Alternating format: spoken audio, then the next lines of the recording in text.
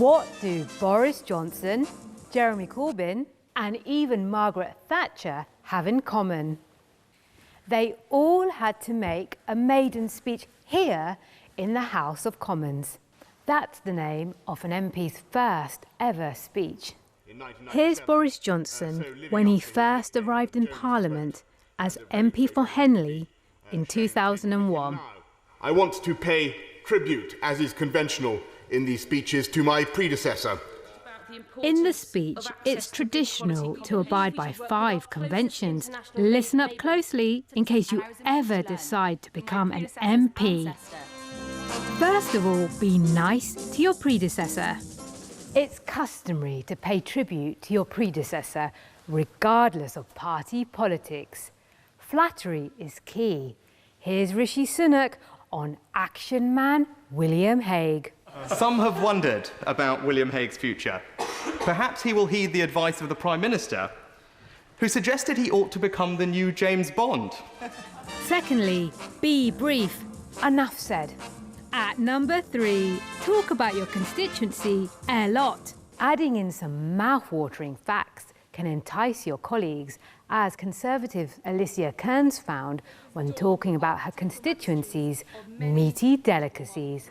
Towards the centre of the constituency is the rural capital of food, Melton Mowbray of pork pie fame. Or what about a famous former resident? The SNP's Myrie Black could cite a Scottish independence hero. William Wallace was born in my constituency. At 4, relate your speech to the debate in which you're speaking. I'm grateful for the opportunity to give my maiden speech today during this crucial budget debate. That was Conservative Andrea Leadsom in 2010.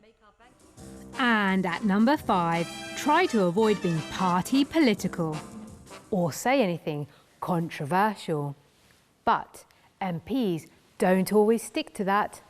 Now, I know convention is for maiden speeches to avoid saying anything members opposite will find disagreeable, but I can't do that because my generation has only ever faced a future of rising rents, frozen wages and diminishing opportunities.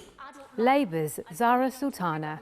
In 2015, Heidi Allen, then a Conservative MP, used her maiden speech to criticise her own government.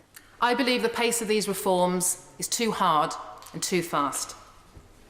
As these proposals stand, too many people will be adversely affected. Something must give. Perhaps not a total surprise, she left the Conservative Party 4 years later. 5 points to think about. MPs can also ensure their speech stands out by marking a first. Here's Labour's Darren Jones. And now, so I am told, Mr Deputy Speaker, to the first ever Darren elected to this House of Commons.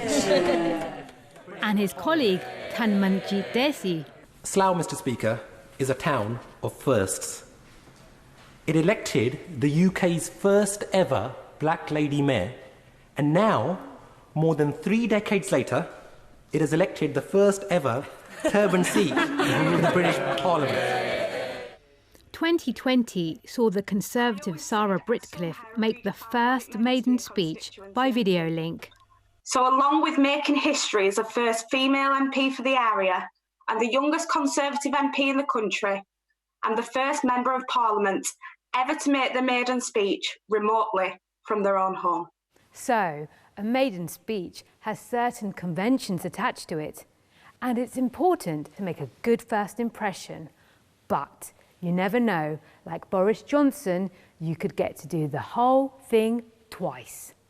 First as MP for Henley in 2001, then again in 2015 as MP for Uxbridge and South Ruislip. I want to stress that this speech tonight, Mr Deputy Speaker, is not a maiden speech, as I've been specifically instructed by the Speaker that whatever maiden status I may have once possessed has long since passed away. But it is an opportunity.